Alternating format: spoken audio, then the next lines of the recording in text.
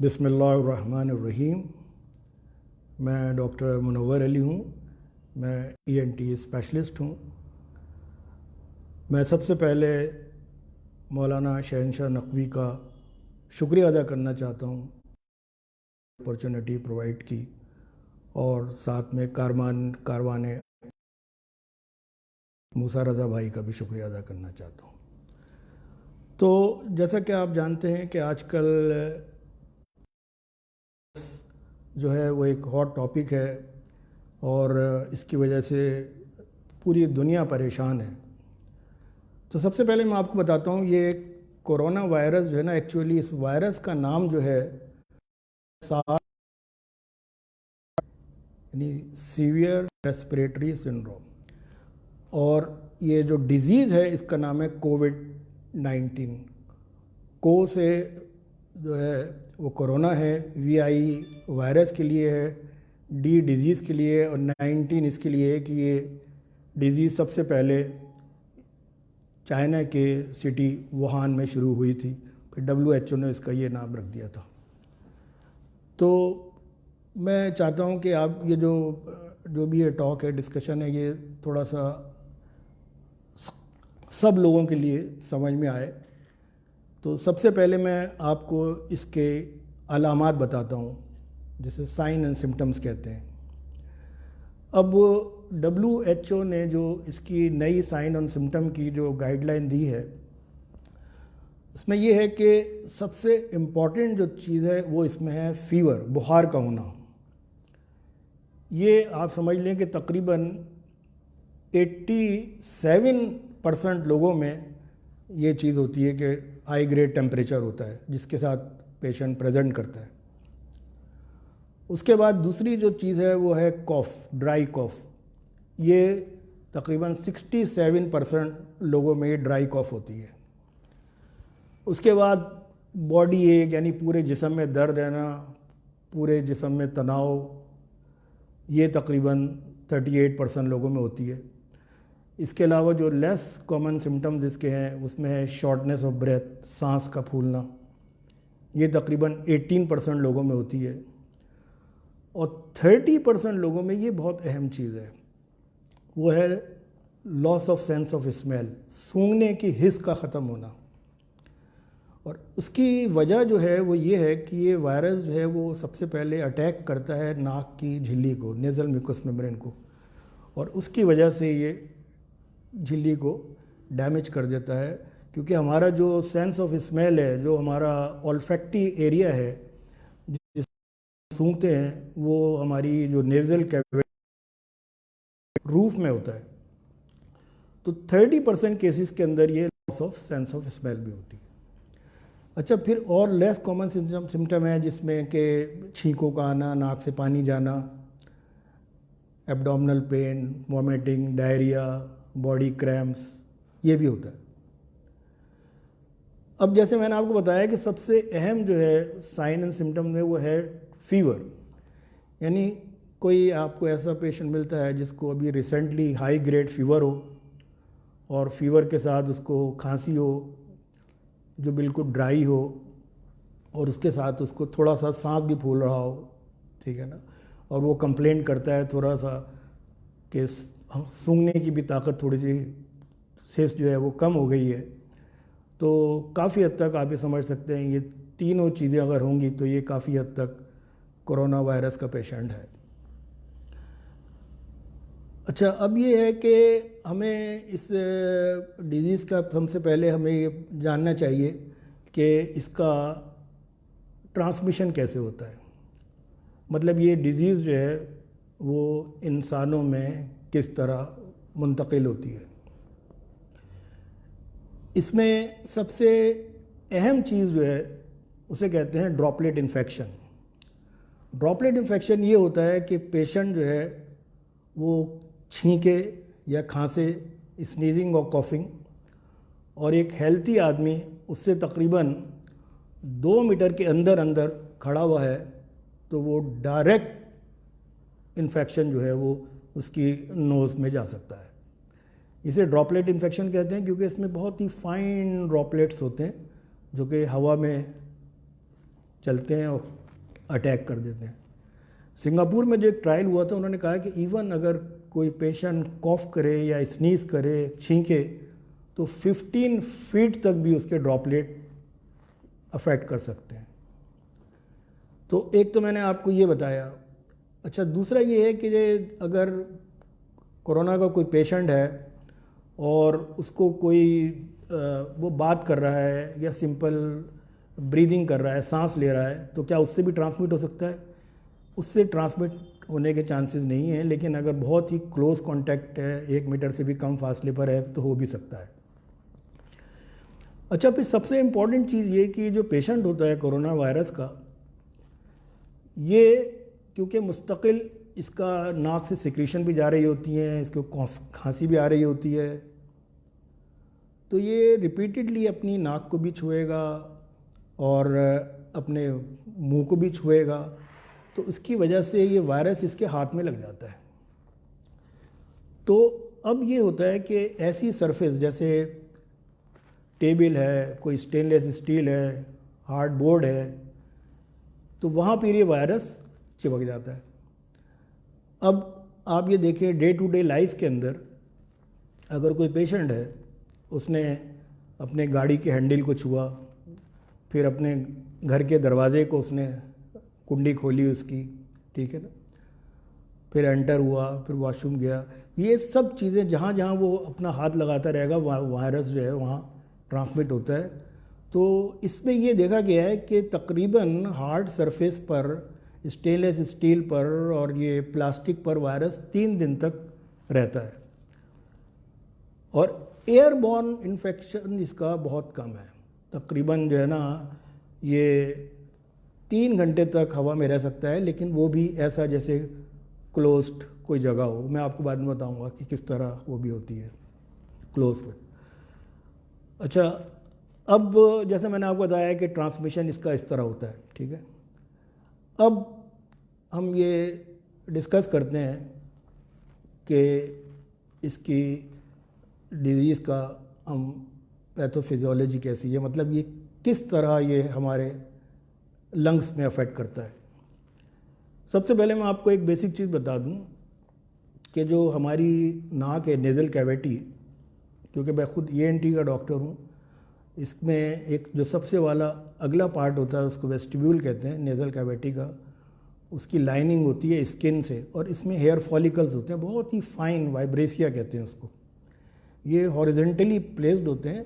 ये अल्लाह ताला ने प्रोटेक्शन के लिए बनाई है, ताकि नाक के अंदर कोई डस्ट वगैरह ना जाए, और ये इसको ट्रैप कर लेते हैं। तो अक्सर ये लोग गलती करते हैं कि वो नाक के जो अंदर के बाल हैं उसको भी ट्रिम कर देते हैं, जिससे उनको काफ़ी ज़्यादा वो एक्सपोज हो जाते हैं। उसके बाद जो नाक की अंदर की लाइनिंग होती है वो म्यूकस मेम्ब्रेन कहलाती है। Mucus membrane ciliated columnar epithelium होती है, और उसके बाद रूफ एरिया जो है वो ऑल्फैक्टरी है। तो ये वायरस जब ये एंटर होता है तो ये नोज़ के अंदर जो उसके सेल्स होते हैं उसको इन्वेट करता है, और इनिशियली ये नेज़ल म्यूकस मेम्ब्रेन को डिस्ट्रॉय करना शुरू कर देता है, जिसकी वजह से सेंस ऑफ स्मेल भी कम हो जाती है, नेज़ल डिस्चार्ज, नेज़ल ब्लॉकेज, ये चीज़ें, नेज़ल सिम्टम शुरू हो जाते हैं। फिर ये नोज़ से जो है वो नाक के पिछले हिस्से में जाता है, उसको नेज़ोफेरिंक्स कहते हैं। ये नेज़ोफेरिंक्स जो है ना, वो इस वायरस में सबसे इम्पॉर्टेंट है, क्योंकि इसमें डायग्नोस्टिक टेस्ट जो है ना वो इसी नेज़ोफेरिंक्स से करते हैं, जो कि नाक के पिछले हिस्से में और गले के ऊपरी हिस्से में होता है। वहाँ से ये वायरस जो है ये ट्रैकिया के ज़रिए लैरिंग्स में जाता है, पहले लैरिंग के ज़रिए फिर ये ट्रैकिया में जाता है। ट्रैकिया जो कि लंग्स में जा रहा होता है, और इसमें इसके ब्रोबो होते हैं, राइट एंड लेफ्ट ब्रोंकस। वहाँ से जाके फिर ये अल्टीमेटली जो है वो लंग्स के जो एल्वियोलाइज होती हैं, यानी वो जो फेफड़ों का वो हिस्सा जिससे कि एक्सचेंज ऑफ गैसेस होती है, कि ऑक्सीजन जो है वो एब्जॉर्ब होती है और कार्बन डाइऑक्साइड रिलीज होती है, ये एल्वियोलाइज कहलाते हैं। अब इसमें मैं आपको एक बहुत अहम चीज़ बताता हूँ इसकी, कि वायरस जो है ना ये सबसे ज़्यादा लंग्स में क्यों अफेक्ट करता है, और ज़्यादातर जो सीरियस केसेस होते हैं वो वही होते हैं जिनको लंग्स में अफेक्ट कर जाए, और जिनको नमूनिया हो जाए बहुत सीवियर किस्म का, उसकी वजह ये होती है कि लंग्स की एल्वियोलाइज में, यही जो मैंने आपको बताई, इसमें एक ख़ास एंजाइम होता है, उसको ACE2 कहते हैं, ACE2। ये एंजाइम जो है, अच्छा वायरस का स्ट्रक्चर होता है, आपने देखा होगा आजकल, आपने ये तो हर चैनल पर आ रहा है कि वायरस में एक ऐसा बिल्कुल राउंडेड होगा स्फेरिकल, और उसमें छोटे छोटे स्पाइक्स निकले होते हैं। ये जो स्पाइक्स हैं ना, इसको ये ग्लाइकोप्रोटीन कहलाते हैं। उसके बाद इसकी सेल मेम्ब्रेन होती है और अंदर जो है ना इसके लाइसोसोम होता है। तो ये जो बाहर वाला स्पाइक्स है ग्लाइकोप्रोटीन, तो वायरस इसके ज़रिए अटैच हो जाता है ACE एंजाइम्स के अंदर, और ACE एंजाइम्स की वजह से फिर इसका इजीली जो है ना ये लंग के एल्वोलाई सेल्स के अंदर चला जाता है और वहाँ फिर ये डिस्ट्रक्शन और डैमेज शुरू कर देता है। इसीलिए बाज़ लोगों का ये भी ख्याल है कि शायद जो बहुत सी मेडिसिन होती हैं, ACE इनहिबिटर्स कहते हैं उनको, जो कि ब्लड प्रेशर के बहुत से लोग खाते हैं, कि शायद उसका भी कोई इस वायरस में कोई प्रिवेंटिव रोल हो। अच्छा, अब मैं आपको इसके डायग्नोसिस के बारे में बताता हूँ। अच्छा, जब भी किसी बीमारी को डिस्कस किया जाता है तो सबसे पहले मोस्ट इम्पॉर्टेंट चीज़ें जो होती हैं ना, एकदम ये नहीं कि ब्लड टेस्ट, फ़ौरन सबसे पहले होता है उसके साइन एंड सिम्टम्स, कि पेशेंट की हिस्ट्री ली जाती है कि कब से उसको ये फीवर है, वो पेशेंट प्रेजेंट कर रहा है हाई ग्रेड फीवर के साथ, खांसी के साथ, शॉर्टनेस ऑफ ब्रेथ के साथ, या स्नीजिंग या सोर थ्रोट, गले में दर्द होना, सांस रुकावट होना। तो ये, तो अगर किसी की स्ट्रॉन्ग पॉसिबिलिटी होती है कि इसको वायरस ने अटैक किया, तो फिर जो टेस्ट करवा रहे हैं आजकल ये कोरोना वायरस के, वो PCR टेस्टिंग कहलाती है, न्यूक्लिक एसिड टेस्ट, नेट। ये PCR टेस्टिंग के अंदर ये करते हैं कि नेज़ोफेरिंजियल स्वैब लेते हैं। आपने अक्सर देखा होगा, CNN और BC वाले भी दिखाते हैं कि वो पेशेंट की नाक में डालते हैं पीछे गले तक, और वहाँ से वो इसका जो सिक्रीशंस हैं उसको लेते हैं, और सिक्रीशन लेने के बाद जो है ना फिर वो इसका टेस्ट किया जाता है, PCR टेस्ट, और इसके रिज़ल्ट जो है PCR टेस्ट के तकरीबन 1 या 2 दिन में आ जाते हैं। तो ये कंफर्म हो जाता है कि इस पेशेंट को वायरस है या नहीं। अच्छा, दूसरे इसके टेस्ट जो किए जाते हैं वो ब्लड सैंपल लेते हैं। इसमें आप वो देखते हैं कि इसका WBC, लिम्फोसाइट वगैरह क्या है, कुछ C रिएक्टिव प्रोटीन्स हैं टेस्ट, वो देखते हैं कि जब बॉडी में कहीं भी एक्यूट इन्फ्लेमेशन होगी, वर्म होगी, तो ये भी बढ़ जाता है C रिएक्टिव प्रोटीन भी। दूसरी सबसे इम्पॉर्टेंट चीज़ है वो है CT स्कैन। अब आजकल एक्सरे नहीं कराया जाते, एक्सरे इतना डायग्नोस्टिक नहीं है, लेकिन CT स्कैन जो है ना बहुत ही इसके लिए डायग्नोस्टिक है। CT स्कैन में इसकी ये होता है, इसको बार बार रिपीट भी करते हैं 48 आवर बाद, तो इससे हमें डिज़ीज़ की प्रोग्रेस का पता लगता है। पहले इनिशियली कुछ ऐसी ओपेसिटीज़ आ जाती हैं लंग्स के अंदर जो बहुत सस्पिशियस होती हैं, और उसके बाद वो बढ़ती रहती हैं, और फिर लंग्स बिल्कुल आहिस्ता आहिस्ता, जिसे कंसोलिडेशन कहते हैं, सफ़ेद होने लगता है, और लेटर स्टेज में पूरा लंग जो है ना बिल्कुल उसका ऑलमोस्ट जो है ना ओपैक हो जाता है, सफ़ेद हो जाता है। अच्छा, जो दूसरे इसके लिए एंटीबॉडीज़ टेस्ट हैं, सीरोलॉजिकल टेस्टिंग कहलाती है। ये सीरोलॉजिकल टेस्टिंग जब पॉजिटिव आती है, जब पेशेंट्स के अंदर एंटीबॉडीज़ बनना शुरू हो जाते हैं, तो ये इसमें तकरीबन 10 से 12 दिन लगते हैं इसको टेस्ट करने में, यानी इमीडिएट स्क्रीनिंग के अंदर इसका कोई रोल नहीं है, बाद में ये टेस्ट कराए जा सकते हैं, और इसकी भी बड़ी डायग्नोस्टिक वैल्यू है सीरोलॉजिकल टेस्ट की। तो ये मैंने आपको बताया टेस्ट के हवाले से, साइन एंड सिम्टम मैंने बताए, ठीक है ना। अब मैं आपको ये बताता हूँ कि हो गई सबसे ज़्यादा अहम चीज़ जो है ना इस वायरस में क्या है, वो सबसे ज़्यादा अहम चीज़ है प्रिवेंशन, कि हमने किस तरह इसको प्रिवेंट करना है, ठीक है ना। अब जैसा आपको मालूम है कि इसका कोई ट्रीटमेंट नहीं है, लेकिन थोड़ा सा मैं आपको ब्रीफली ट्रीटमेंट के बारे में बता देता हूँ कि इसमें पैरासीटामोल, एसिटामाइनोफेन दी जा सकती है, नेज़ल सलाइन नेज़ल ड्रॉप दे सकते हैं, स्टीम इनहेलेशन आप दे सकते हैं, ठीक है ना। और बाज़ कंट्रीज़ में एंटीवायरल भी उन्होंने ट्राई की है। एंटीवायरल जो है रिटर्नोवेर जो है सुबह शाम तकरीबन 10 डेज़ का कोर्स कराया जाता है। एंटीवायरल थेरेपी भी बाद वक्त इफेक्टिव होती है, जब तक देते हैं जब तक के टेस्ट नेगेटिव ना आ जाए।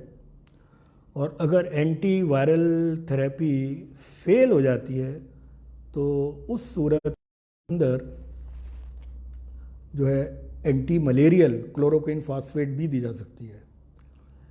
क्लोरोक्विन फॉस्फेट के बारे में आपको एक बड़ी अहम चीज़ बताता हूँ कि क्लोरोक्विन 1983 में हमारी मेडिसिन की एक बुक होती थी हैरिसन, उसके अंदर क्लोरोक्विन का रोल मेंशन किया गया था कि क्लोरोक्विन जो है वो किस तरह सेल्स के पीएच को चेंज कर देती है और एसिडिक की जगह बेसिक पीएच कर देती है, जिसकी वजह से वायरस एंटर नहीं होता। और अब ये चीज़ साइंस प्रूव कर रही है कि ये ऐसा ही है।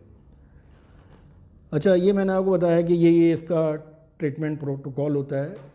ये सारे वो होते हैं जब पेशेंट वार्ड में एडमिट होता है, लेकिन अगर पेशेंट्स की कंडीशन बहुत सीवियर हो जाए और तो उस सूरत के अंदर फिर उसको आईसीयू में जाना चाहता है, फिर आईसीयू के अपने प्रोटोकॉल्स हैं। अच्छा, जब मैं आपको प्रिवेंशन के बारे में बता रहा था तो प्रिवेंशन में अब ये जितनी भी वर्ल्ड की सब कंट्रीज़ हैं उन्होंने देखा कि कोई वायरस का ट्रीटमेंट तो है नहीं। जब वायरस का ट्रीटमेंट नहीं है तो इसका सबसे बेस्ट ये है कि इसका जो ग्राफ है उसको फ्लैट किया जाए। मींस अब ग्राफ बढ़ता जा रहा है, ऐसी प्रिवेंटिव मेजर चलिए जाए कि ये ग्राफ इसका नीचे आने लग जाए। तो इन लोगों ने फिर कहा कि सबसे बेस्ट चीज़ ये है इसके अंदर वो है घर पे रहें आप, स्टे एट होम। कि जब आप घर पे रहेंगे तो आपका लोगों से इंटरेक्शन नहीं होगा, ठीक है ना। तो ये सबसे समझ लें कि एहतियात में सबसे अहम चीज़ जो है वो ये है कि आप जितना घर पे रहें उतना ही बेहतर है।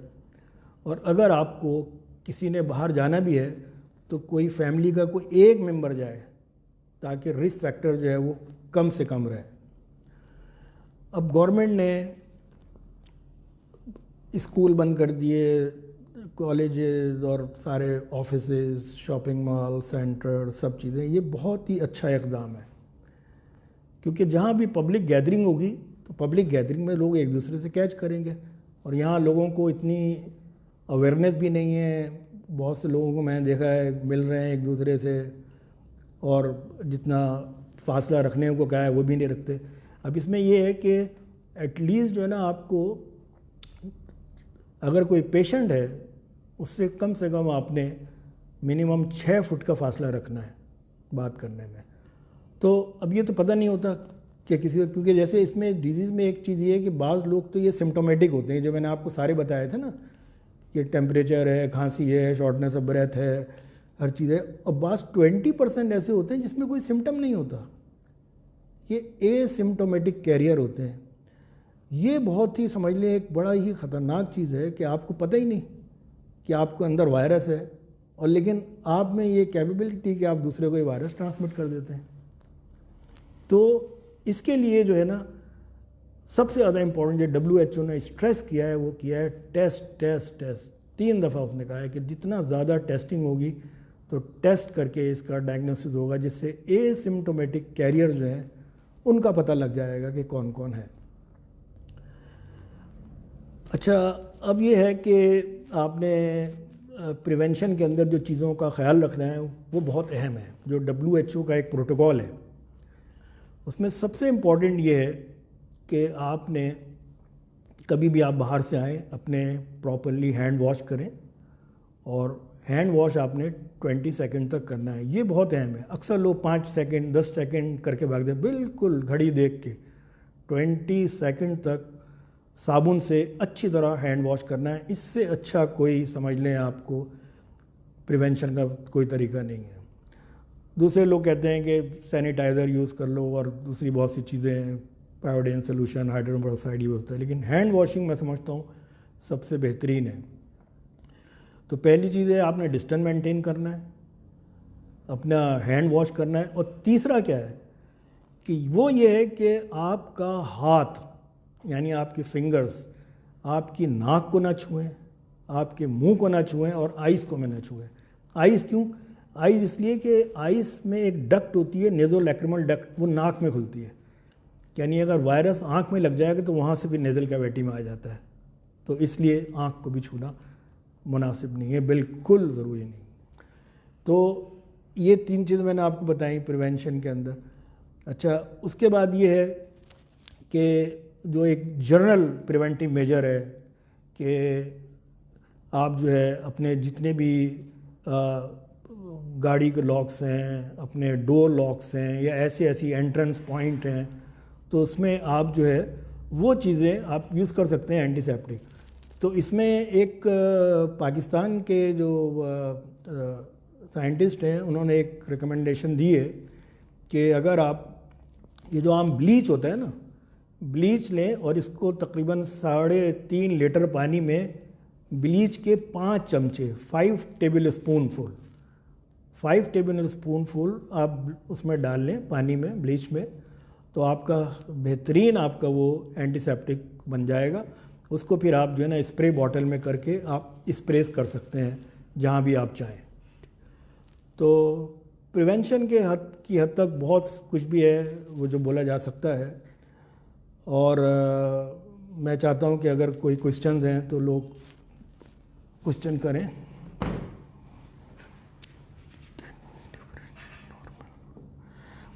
ये जो सवाल किया है कहकशा हैदर ने, ये बहुत ही इम्पॉर्टेंट है। How can we differentiate normal flu and the Covid?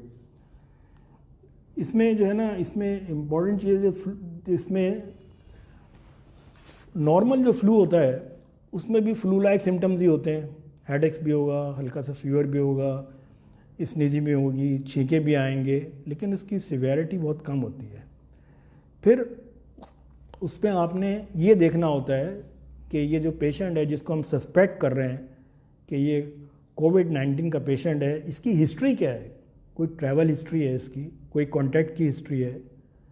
तो उस सूरत में हम लोग फिर उसको नॉर्मल फ्लू नहीं वो लेबल करेंगे, हम उसको इन्वेस्टिगेट करेंगे। लेकिन अगर एक आदमी है, जब से आजकल लोग आइसोलेशन में घर में बैठे हुए हैं 14 दिन से 15 दिन से घर में हैं, उनका कोई कॉन्टैक्ट नहीं है, तो उस सूरत के अंदर आप उसको as a normal flu treat करेंगे।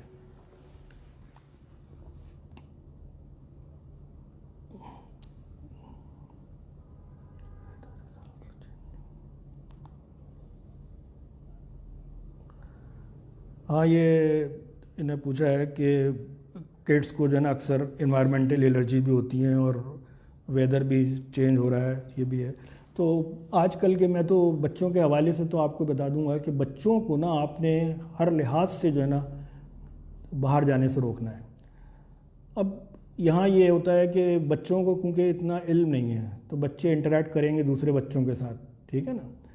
और इन्वायरमेंटल का होता है कि अभी आजकल क्योंकि चेंजेस शुरू हो गई हैं, ये तो आपको मालूम है कि अप्रैल का महीना जो ये स्प्रिंग आ जाता है ना, तो इसमें सीजनल एलर्जी बहुत ज़्यादा होती है, ठीक है ना। सीजनल एलर्जी पॉलन्स की वजह से, ट्री पॉलन, ग्लास पॉलन्स, उसकी वजह से बच्चों में और बड़ों में भी ये सब मसाइल होते हैं। तो क्योंकि हम डील कर रहे हैं वायरस को, कोरोना वायरस को, तो हमें इस लिहाज से बहुत ज़्यादा एहतियात करनी है कि हम इस तरह कह नहीं सकते हैं, लेकिन उसके बिल्कुल सिम्टम्स होते हैं जो अगर हम लोग देखते हैं ये सीजनल एलर्जी है वो है तो देख सकते हैं।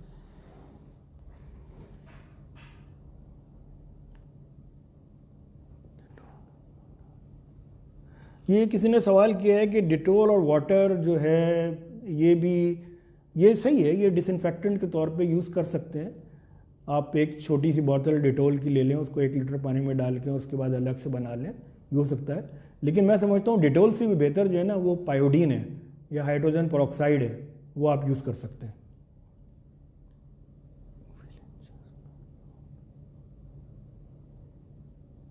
अच्छा, इन्होंने सवाल किया है कि कोई फ्लू आए सिम्टम नहीं है लेकिन फीलिंग ऑफ चेस्ट पेन है along with the sore throat, does it mean it is a sign about the corona virus? देखें, मैं आपको एक चीज़ बताऊं आपको कि अगर किसी शख्स को फीवर नहीं है, जैसे मैंने बताया ना कि फीवर जो है ना, इसमें 87% केसेस के अंदर फीवर होगा। अगर हाई ग्रेड फीवर है और उसके साथ साथ ड्राई कॉफ है, और ड्राई कॉफ है और फिर थोड़े से फ्लू लाइक सिम्टम भी है, रनिंग नोज, स्नीजिंग, तो ये काफ़ी हद तक हम कह सकते हैं। लेकिन अगर फीवर नहीं है और सिंपल चेस्ट कंजेशन है तो इतना आपको परेशान होने की जरूरत नहीं। वही प्रोटोकॉल है, आपने देखना होगा कि आपकी हिस्ट्री क्या है, ट्रैवल हिस्ट्री है, कांटेक्ट कितने लोगों से हुआ। अभी मैं आपको जो है ना एक गाइडलाइन बताऊंगा थोड़ी देर में कि अभी लेटेस्ट जो पाकिस्तान की जो गाइडलाइन है वो क्या है।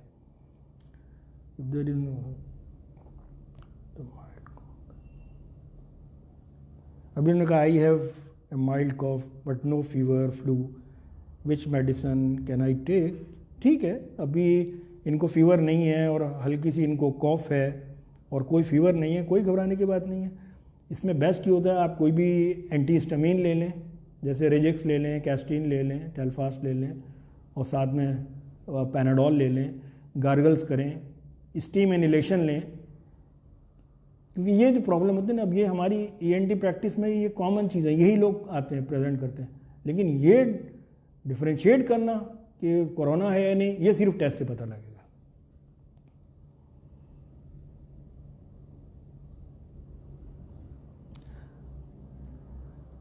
अच्छा जी, तो ये क्वेश्चंस थे। तो बहरहाल अब मैं आपको ये SIUT Sindh institute of urology में, क्योंकि कोरोना का सेंटर बनाया गया है, उसको हेड कर रहे हैं मेरे एक दोस्त हैं प्रोफेसर फजल अख्तर, ठीक है ना। उन्होंने मुझे अभी परसों इसकी लेटेस्ट गाइडलाइन भेजी है, तो वो मैं आपसे शेयर करना चाहता हूँ। अच्छा, इसमें उन्होंने कहा है, जो SIUT की गाइडलाइन है, कि अगर किसी शख्स को फीवर हो या कॉफ हो या शॉर्टनेस ऑफ ब्रेथ हो या उसके लंग्स के अंदर इन्फिल्ट्रेशन हो और इसके साथ इनमें से कोई भी एक सिम्टम हो और इसके साथ ये हिस्ट्री हो। हिस्ट्री क्या है? नंबर 1 ट्रैवल हिस्ट्री हो कि पिछले 21 दिनों में, लास्ट 21 डेज के अंदर उसने कोई एयर ट्रैवल किया है, ख़ास तौर से उम्रे से आया है वो।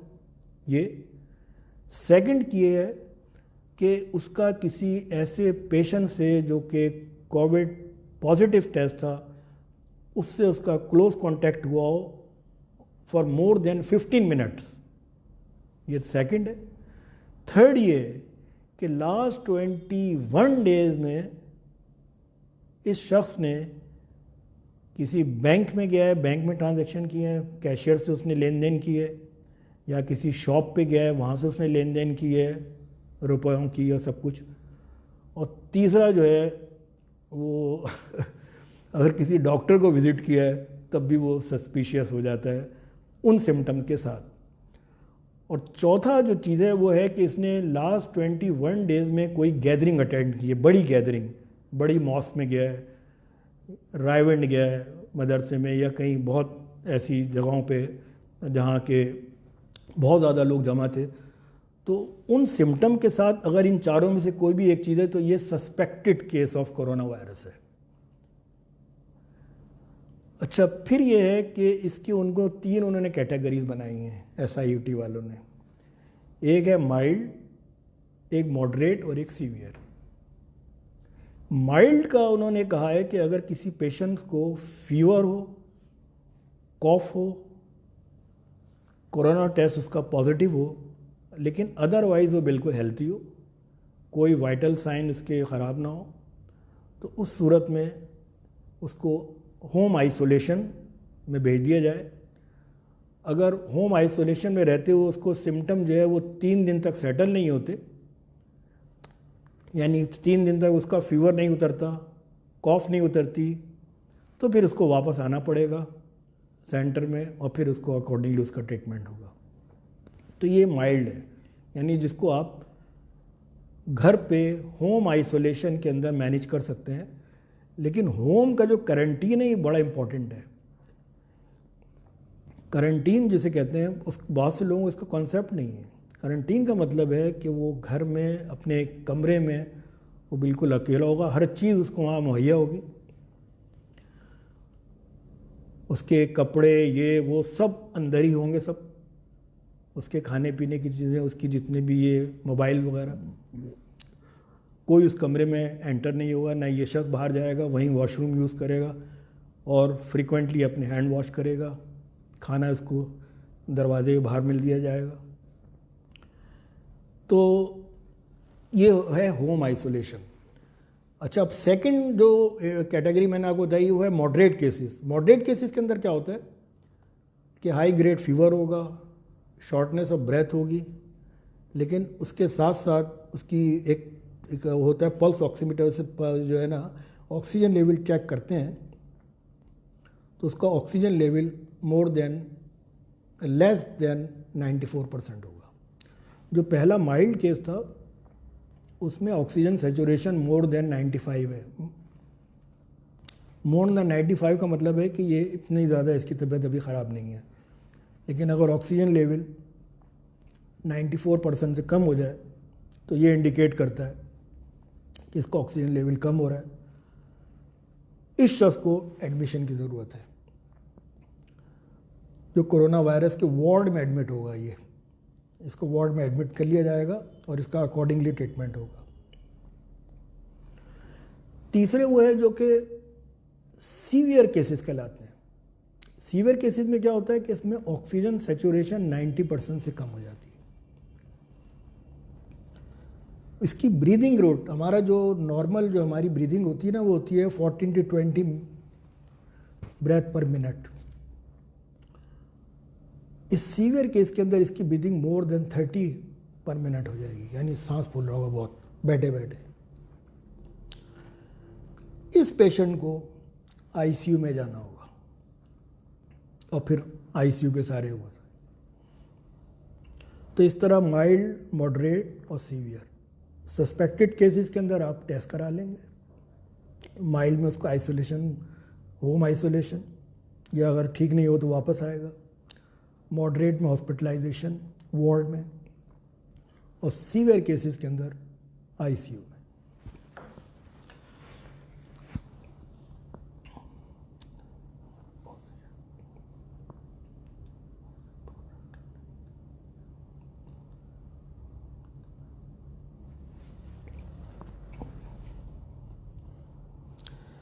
ये किसी ने सवाल किया है कि आई एम फ्रॉम कोयटा से हूँ मैं, और यहाँ शॉप वाले ईरान से प्रोडक्ट लेते हैं, हैंड वॉश वगैरह। मैंने यही पूछा था कि क्या वायरस किसी चीज़ पर कितने टाइम तक रह सकता है। सही है, इनका सवाल सही है कि अब आप, क्योंकि ईरान एक ऐसा कंट्री है कि वहाँ वायरस है, बहुत ज़्यादा है, ठीक है ना, तो वहाँ से जो भी प्रोडक्ट आई होगी उसको लोगों ने हैंडल किया होगा हाथ से, उसकी पैकिंग की होगी, वो आया होगा। लेकिन अमूमन जो होता है ये सरफेस पे तकरीबन जो है ना वायरस 3 दिन तक रहता है। आप लगा लें मैक्सिमम 4-5 दिन रहेगा। तो इतनी देर में ट्रांसपोर्टेशन में, आने जाने में तो काफ़ी हद तक चांस कम हो जाता है।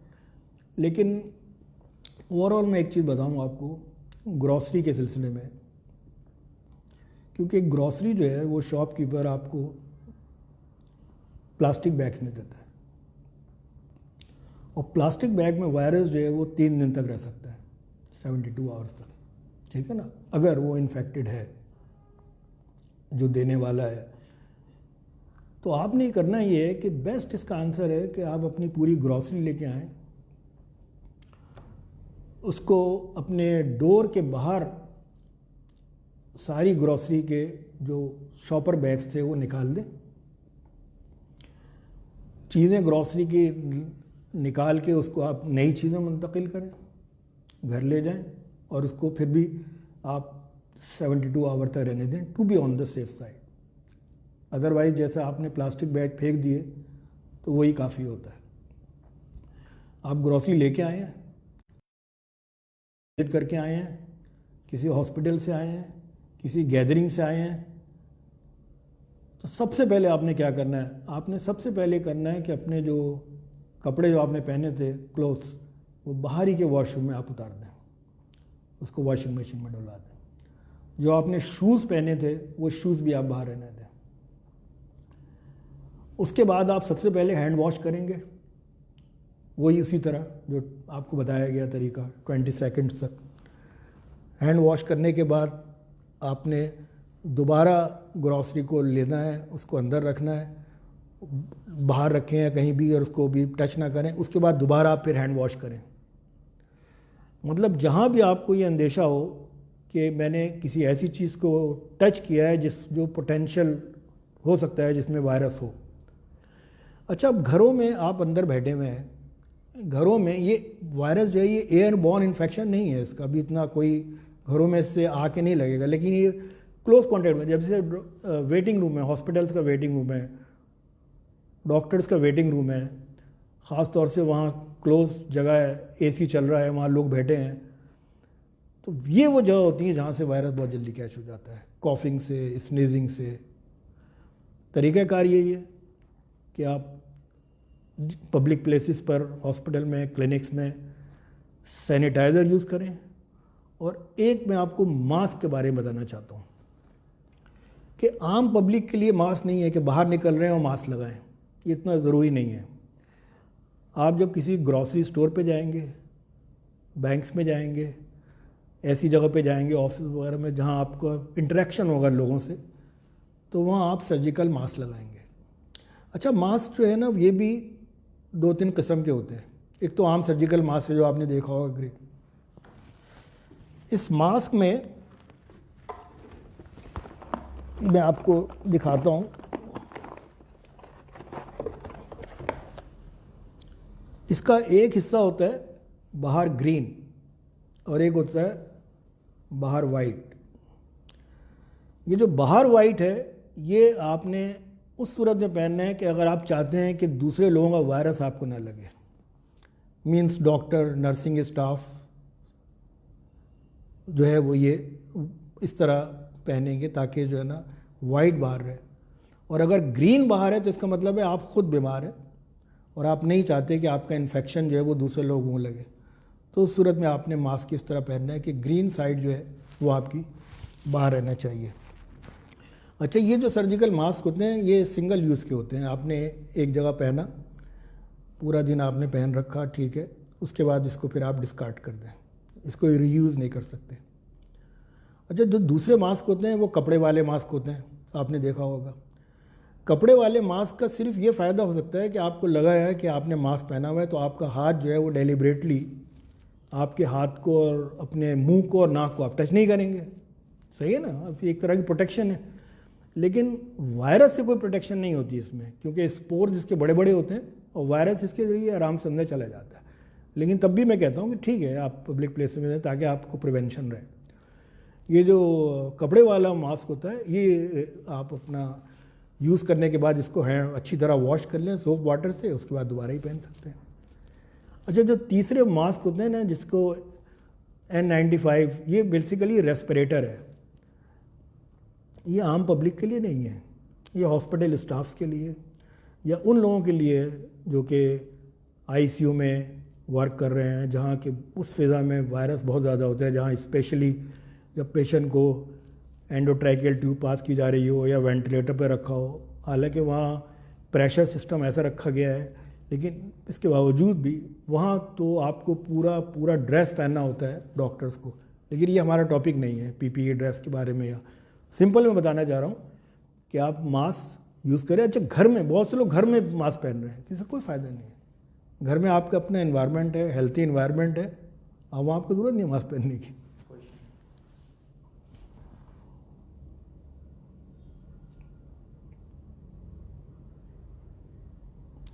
अच्छा, ये इन्होंने सवाल किया, the most of the people think that the virus will stop spreading during the summer, is it true or it is just a myth? उम्मीद पे सब लोग कायम हैं और हमें भी बहुत अच्छी उम्मीद है सीज़न से कि अल्लाह ताला समर के अंदर इसकी एक्टिविटीज़ को इंशाल्लाह कम हो जाए। लेकिन साइंटिफिकली इतना प्रूव नहीं है, क्योंकि जब ये कोरोना वायरस चाइना से सबसे पहले जो है ये साउथ कोरिया और सिंगापुर में गया था, वहाँ उसका टेम्परेचर 35 डिग्री सेंटीग्रेड था। तो कोई वो नहीं है, लेकिन बहरहाल अभी क्योंकि ये लोगों का इसलिए ख्याल है कि ये ज़्यादातर ये ठंडे मुल्कों में हो रहा है, तो इसलिए इसका क्या टेम्परेचर से ताल्लुक़ है। और एक चीज़ मैं आपको बता दूं, आपका जो बॉडी का जो टेम्परेचर है ना, बॉडी का अपना टेम्परेचर आपका 37 डिग्री सेंटीग्रेड है, नॉर्मल टेम्परेचर आपका। तो बहरहाल टेम्परेचर का इफेक्ट हो जाए तो बहुत अच्छी बात है, लेकिन कोई साइंटिफिकली प्रूव नहीं है।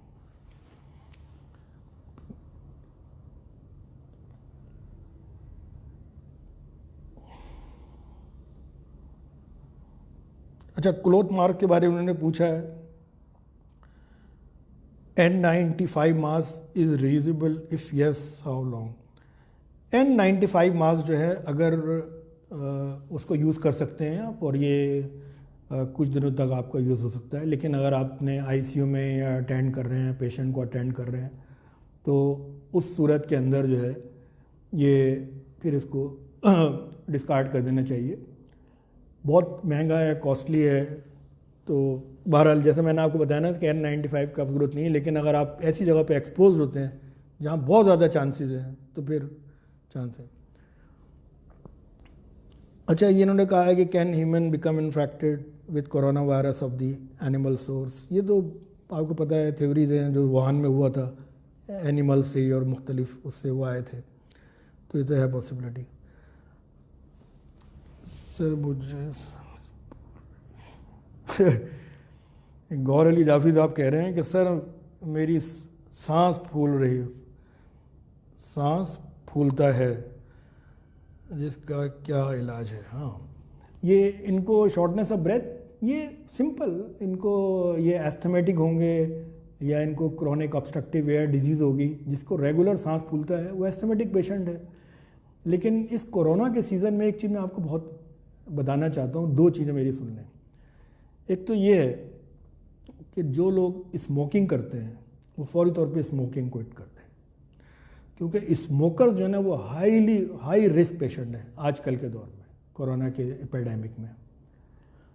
अच्छा, सेकंड ये है कि जो लोग जिनको चेस्ट की डिजीज़ हैं, chronic obstructive airway disease, COPDs कहते हैं, एस्थमा, ब्रोंकाइटिस, ब्रोंकाइटिस, ये लोग भी अपना इनहेलर वगैरह जो रेगुलर यूज़ करते हैं वो यूज़ करें।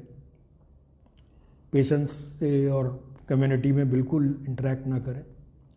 अच्छा, फिर कुछ जनरल पेशेंट होते हैं जैसे डायबिटीज़ के, हाइपरटेंशन के, या वो पेशेंट जो इम्यूनोसप्रेसिव ड्रग्स, ऐसी मेडिसिन ले रहे हैं, कॉर्टिज़ोन ले रहे हैं, तो उनका इम्यून सिस्टम बहुत वीक होता है, तो उनको भी इसमें ख़ास एहतियात करनी चाहिए। और ये तो आपको पता है, आजकल बच्चे से आप सुन रहे हैं कि 60 साल से ज़्यादा और 70 साल से ज़्यादा, और जितना भी एज बढ़ती जाती है रिस्क बढ़ता जाता है। ये सही है, क्योंकि with the passage of time immunity कम हो जाती है। लेकिन 13 साल के बच्चे में भी इसकी डेथ हो गई है, और न्यू बॉर्न की भी डेथ हो गई है। लेकिन जो उन्होंने कैटेगरी रखी है वो ये रखी है कि बिटवीन 20 to 50, ये सबसे ज़्यादा है। 20 ईयर से कम और 50 या 60 से ऊपर, इनका रिस्क एज वाइज ज़्यादा है। लेकिन इसमें कोई ऐसी घबराने की परेशानी की बात नहीं। सिंपल है कि भाई अगर आपने ग्रॉसरी लानी है तो आप खुद चले जाए, अपने पेरेंट्स को ना भेजें, ना पेरेंट्स को बाहर निकलने दें मस्जिदों में जाने के लिए, मजलिसों में जाने के लिए। क्या ज़रूरत है, घर पे स्टे करें।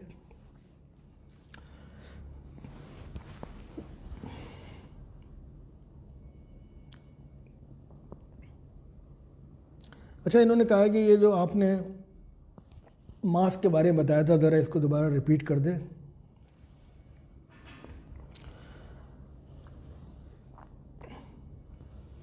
ये मास्क जो होता है ना, इसका एक साइड देखा होगा आपने वाइट है, एक साइड ग्रीन है।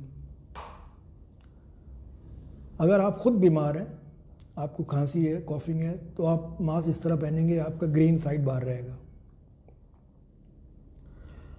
और अगर आप चाहते हैं कि बाहर का इन्फेक्शन आपको ना लगे, अपने आप को बचाना चाहते हैं, जैसे डॉक्टर, नर्सिस वगैरह, तो वो ये वाइट साइड बाहर रखेंगे।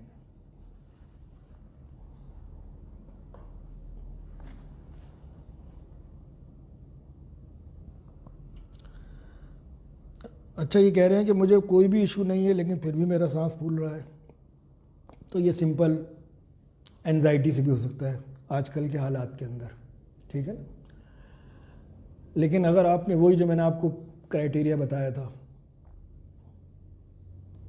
कि आपको फीवर हो, कॉफ हो, सांस फूल रहा है, शॉर्टनेस ऑफ ब्रेथ, और उसके साथ साथ ये हिस्ट्री हो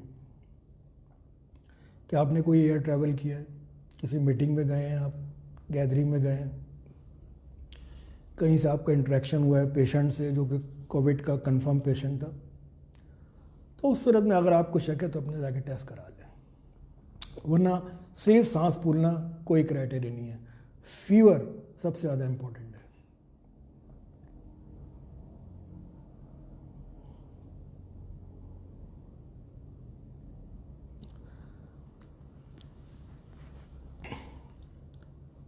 अच्छा, इसके अलावा भी ये कि जैसे अगर आप कोई और क्वेश्चन करना चाहें तो ईएनटी से रिलेटेड, तो वो भी आप कर सकते हैं, कोई ऐसा मसला नहीं है।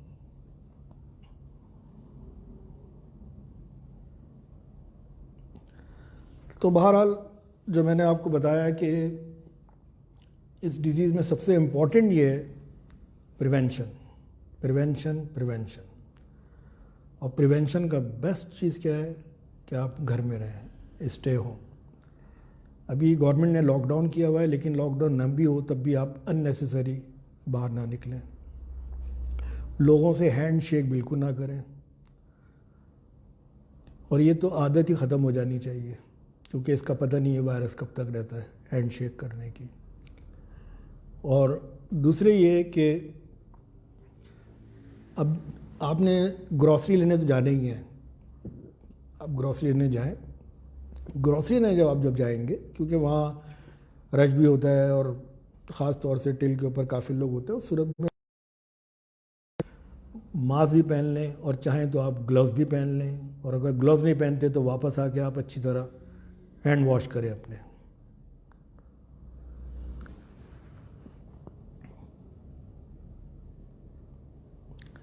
ये उरूज अब्बास ने सवाल किया है कि what about the plasma from the recovered COVID patient, research work we want to get away in easy way. ये इसमें ट्राई किया है लोगों ने, चाइना में भी ट्राई किया है। इसमें ये है, मैं आपको सिंपल सा बता दूं, इसमें ये होता है कि जो पेशेंट कोरोना वायरस से नेगेटिव हो जाए, मतलब उसका कोरोना का टेस्ट नेगेटिव आ जाए, चाहे वो माइल्ड पेशेंट हो या मॉडरेट हो, उसके बाद जो है ना उसके रिपीट सैंपल लेते हैं टेस्ट के, 2 कम से कम। तो जब ये 100% मेक श्योर हो जाए कि ये इसको कोरोना नेगेटिव हो गया है, तो फिर उस सूरत में उस पेशेंट का 200 to 400 ml जो है वो ब्लड लिया जाता है, प्लाज्मा लिया जाता है, और फिर उसको फिर प्लाज्मा को स्टोर भी किया जाएगा, फ्रोज़न प्लाज्मा बाद में। तो इसमें ये होता है कि जो पेशेंट रिकवर हो जाता है उसमें अगेंस्ट द वायरस एंटीबॉडीज़ पैदा हो जाते हैं, IgG एंटीबॉडीज़, ठीक है। तो अफेक्ट करता है और लंग्स के सेल्स को डैमेज करना शुरू कर देता है, लंग्स को डिस्ट्रॉय करना शुरू कर देता है। उस सूरत में अगर किसी रिकवर्ड पेशेंट का प्लाज्मा दिया जाए तो ये बहुत इफ़ेक्टिव होता है, और इस पे वर्क हो रहा है कराची में। डॉक्टर ताहिर शमसी जो हैं NIBT के, वो इस पे वर्क कर रहे हैं, गवर्नमेंट की अप्रूवल ले रहे हैं, तो इंशाल्लाह ये बहुत जल्द शुरू हो जाएगा।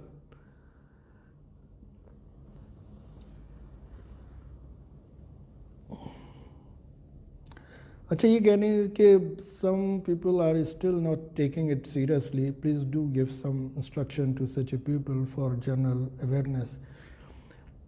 मैं तो इसको बिल्कुल जहालत समझता हूँ कि आजकल के इस, जबकि मीडिया आपको इतनी इन्फॉर्मेशन दे रहा है, हर शख्स को मालूम है कि इसने कितनी पूरी दुनिया को हिला के रखा, और इसको अगर कोई लाइट ले कि लाइट ले, ये नहायत देखें। एक तो ये कि पहली दफ़ा ये वायरस आया है, ठीक है ना, और फिर आप देखें इसकी मोर्टेलिटी रेट जो है वो किस तरह है, शुरू में 2.5 थी, फिर कहीं 4.5 हुई, इटली में 10 तक पहुंच गई, ईरान में 7.5, यानी 100 में से 7।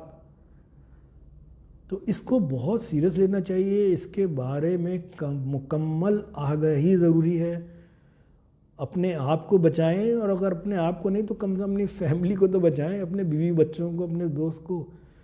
आप नॉलेजेबल होंगे, आप अवेयरनेस होगी, तभी आप अपने फैमिली वालों को एजुकेट करेंगे कि क्या क्या प्रिवेंशन है।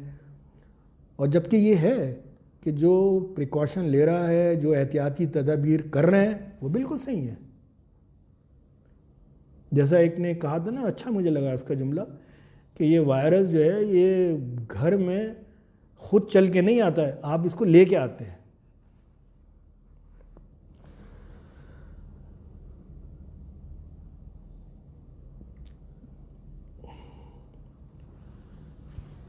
तो बिल्कुल इसको सीरियस लेना चाहिए। और आपने ये अच्छा पॉइंट उठाया कि भाई ये कोई वायरस जो है ये आम फ्लू वायरस नहीं है।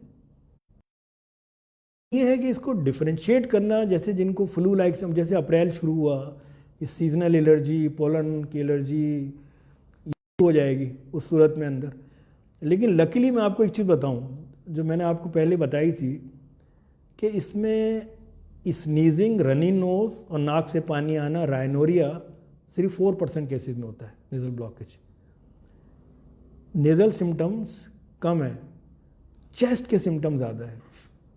तो अगर किसी शख्स को सिंपल, यानी पहले ही से एलर्जी रहती हो, चाहे सीजनल हो या सार बल्कि एलर्जी, जिसको पेरिनियल एलर्जी कहते हैं, और उसके सिम्टम उसी तरह हैं और ज़्यादा वर्स नहीं होते, तो उसको इतने परेशान होने की ज़रूरत नहीं है, ठीक है ना। लेकिन बहरहाल अगर ज़रा भी कोई सस्पिशियस हो या कुछ, उसको फ़ौरन जाके अपना टेस्ट करा ले। और ये टेस्ट बहुत ज़्यादा तादाद में हो जाए। लेकिन टेस्ट में क्या हुआ है कि लोगों ने टेस्ट क्यों नहीं करवाने गए? इन लोगों ने शुरू में, गवर्नमेंट ने इसको सही तरह टैकल नहीं किया कि किसी शख्स का कोरोना टेस्ट पॉजिटिव आ गया, वहाँ आगे एम्बुलेंसें खड़ी हो गई, वहाँ पुलिस की मोबाइल आ गई, घरों के लोगों ने मूवियाँ बनानी शुरू कर दी, एक सोशल स्टिग्मा बन गया। इससे लोग डरने लग गए टेस्ट में कराने में जाने वाले। हालांकि इन्होंने जितने भी वार्ड बनाए बहुत अच्छे वार्ड है आइसोलेशन, लेकिन मैं समझता हूँ कि अगर माइल्ड सिम्टम है अपना टेस्ट कराए। टेस्ट जैसे SIUT की बेहतरीन गाइडलाइन है, ये बेहतरीन गाइडलाइन है जो SIUT ने दी है कि आप अगर माइल्ड सिम्टम है, टेस्ट आपको पॉजिटिव हुआ है, तो आप आइसोलेशन में रहें घर में। अगर सिम्टम परसिस्ट करते हैं 3 दिन तक उसी तरह, तो आप फ़ौरन हॉस्पिटल में आके एडमिट हो जाएं और किसी से ना मिले, मेल जो ना रखें।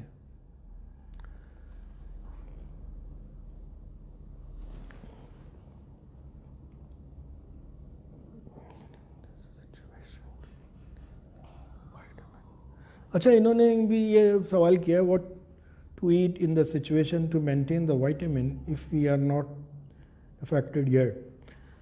इसमें होता है कि अगर आपने अपना इम्यून सिस्टम बढ़ाना है तो इसके लिए सबसे बेस्ट ही होता है हेल्थी लाइफ स्टाइल अपनाएं। हेल्थी लाइफ स्टाइल क्या है कि आप वॉक करें, घर में ही एक्सरसाइज करें, हेल्थी फूड लें, फ्रूट्स लें, वेजिटेबल्स लें और जंक फूड का इस्तेमाल कम करें। तो इसमें ये होगा कि जैसे फ्रूट्स और वेजिटेबल्स से आपको विटामिन सी मिलेगी। विटामिन सी का डेफिनेटली रोल है। विटामिन सी जो है ना आपकी इम्यूनिटी को बढ़ाती है। तो विटामिन सी की आप पिल्स भी ले सकते हैं आजकल, वो भी सही है, लेकिन बेस्ट ये है कि आप फ्रूट्स वगैरह खाएं।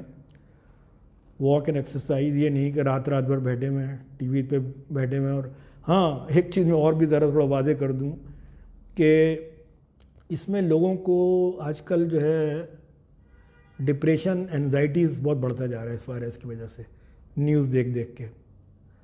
तो आपको जो है ना बहुत ही, जिन लोगों को ये प्रॉब्लम है उन लोगों को आप काउंसलिंग करें, इनको समझाएं, इनको बताएं कि आप घर पर हैं, आप बिल्कुल सेफ़ हैं, ठीक है, कोई ऐसा मसला नहीं है, ये इम्पॉर्टेंट है।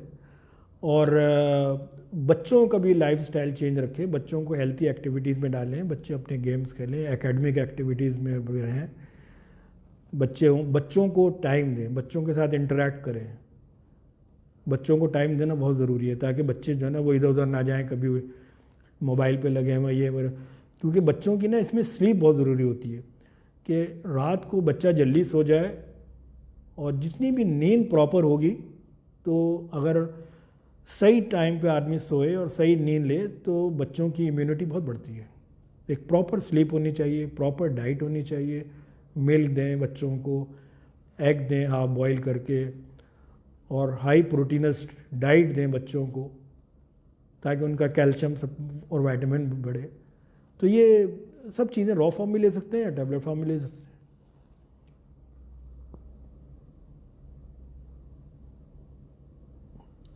अच्छा, इन्होंने सवाल किया है what is the use of ventilator for the corona patient, why the government and the people demanding ventilator. देखिए, बहुत ये जो वेंटिलेटर पे जो पेशेंट जाते हैं ना, वो तकरीबन समझ लें बस 2% है। तो और वेंटिलेटर पे जाना इतना वो नहीं है, वेंटिलेटर को ऑपरेट करना, वेंटिलेटर को सही इसका यूज़ करना, ये बहुत इम्पोर्टेंट होता है। हमारे माशाल्लाह पाकिस्तान में सारे सेंटर्स ऐसे हैं जो बेहतरीन सेंटर्स हैं जो इस पर वर्क कर रहे हैं, ठीक है ना। तो जो ऑलरेडी हमारा जो सिस्टम है, हमारे पास तकरीबन कोई 2000 या 2200 के करीब वेंटिलेटर है, और वो वेंटिलेटर यूज़ हो रहे हैं जो कि उन पेशेंट्स के लिए जो कि चांस है जिनके रिकवर होने के लिए। जैसे किसी को हेड इंजरी है, ब्रेन ट्यूमर है, कोई सीवियर रेस्पिरेटरी प्रॉब्लम है जिस पे उनको वेंटिलेटर लगे हुए हैं, जिनका चांस है कि ये 50-60% चांस है कि बच जाएंगे। कोरोना वायरस के अंदर जब इसमें लंग्स में इतना ज़्यादा ये अफेक्ट करता है कि पूरा लंग्स जो है ना उसमें कंसोलिडेट कर जाता है, उसमें वेंटिलेटर लगा दें, तो समझे रिकवरी के चांसेस जो है ना सब तकरीबन 10% है। यानी 90% चांस ये कि जो पेशेंट वेंटिलेटर पे गया वो उसके लिए काफ़ी मुश्किलात है, ठीक है ना। तो उन लोगों को जिनको वेंटिलेटर चाहिए, कार्डियक पेशेंट हैं, पॉइजनिंग के पेशेंट हैं, उनको वेंटिलेटर की ज़रूरत है, ठीक है ना। लेकिन ठीक है, अगर हुकूमत इंपोर्ट करती है, लगाती है, तो फिर 10% भी पेशेंट्स पे भी वर्क करना चाहिए ताकि ये लोग जो है मतलब 90% जिनको अगर ये उम्मीद है कि ये इनकी ज़िंदगी ख़तरा हो सकता है और 10% चांस है बचाने के, तो हमें कोशिश करनी चाहिए वेंटिलेटर पे।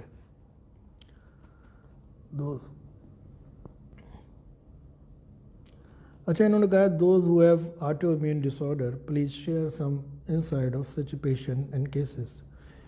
तो बहुत से पेशेंट होते हैं जिनको ये गठिया की बीमारी है, रोमेटॉइड आर्थराइटिस या ल्यूपस की बीमारी है, बहुत सारी सिस्टमिक ऑटोइम्यून डिजीज़ हैं जिसके लिए वो ऐसी मेडिसिन ले रहे होते हैं जो कि उनका इम्यून सिस्टम को सप्रेस करती है, कम करती है। ये जो पेशेंट होते हैं जो कि इम्यूनो सप्रेसिव मेडिसिन ले रहे हैं या कॉर्टिज़ोन वगैरह ले रहे हैं, तो ये बहुत हाई रिस्क पे होते हैं, इनको बहुत ज़्यादा प्रिवेंशन करनी चाहिए। मतलब ये कि आप पेशेंट हैं, अगर आपको ऑटोइम्यून डिजीज़ है, आप घर पे हैं, आइसोलेट आपने अपने को किया हुआ है, इंटरेक्शन नहीं करे, तो आपको कोई परेशानी की ज़रूरत नहीं है इसमें।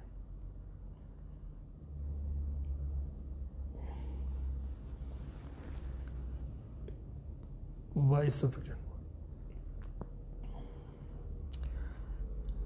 ये वाटर इनटेक की तो इन्होंने पूछा है कि why sufficient water intake recommended for. Water intake तो बहुत वैसे भी आपको आम हालात में भी पानी की इनटेक जो रिकमेंडेड है वो लेनी चाहिए, लेकिन इतना नहीं है कि बहुत ज़्यादा आप एक्सेसिव पानी पी लें, क्योंकि अगर किसी को सीवियर, प्रिवेंशन में तो बेहतर है, प्रिवेंशन में तो अच्छा होता है कि पानी पिए आप ज़्यादा से ज़्यादा, हेल्थी लाइफ स्टाइल का एक तरीका होता है।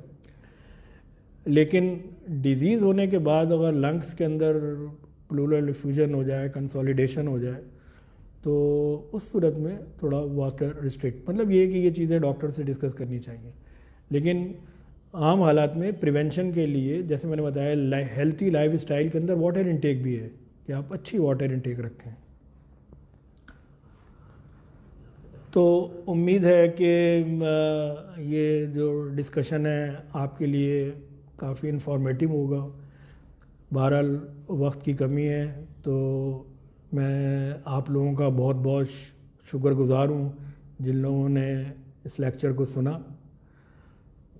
चलें, अच्छा, खुदा हाफिज़।